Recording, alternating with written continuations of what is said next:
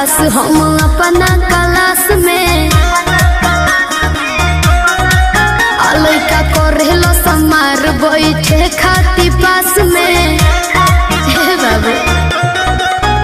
बानी सबसे झकास हम अपना क्लास में लइका करेलो समार बैठे खाती पास में सभे करेला बड़ाई हम केने केने जाई केहू कहे अमर पाली केहू लूलिया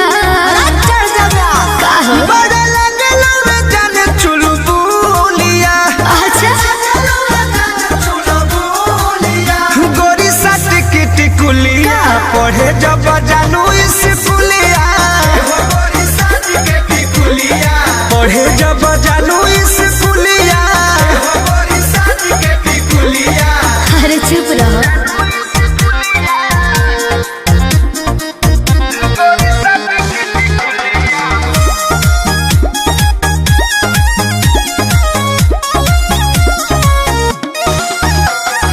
ट्यूशन में मिशन लही कन के बा हमारा बतावे के घड़ी में सभे देखेला समय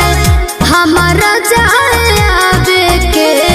ये हमरा सब बुझाते है बाबू तो का पूछता ए धन ओठ पर लगा के उठल लिया तो चले लू हिरनी वाला चलिया ऐसा बका चिझना हवे जान तू ममोलिया चिझना हवे जान तू ममोलिया मत सट के टिकुलिया पढ़े जब जानू स्कूलिया पढ़े जब जानू स्कूलिया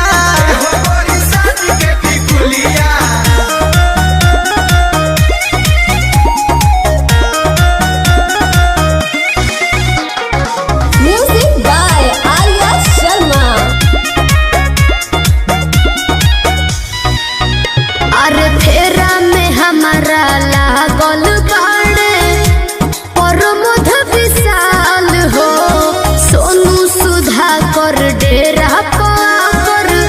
पूछस हाल चाल हो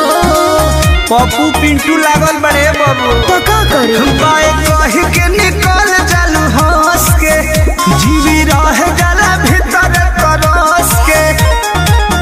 हमसे मजा ले ले सखी तोहर जूलिया हमसे मजा ले ले सखी तोहर जूलिया हे गोरी साट के टिकुलिया पढ़े जब जालू स्कूलिया पढ़े जब जालू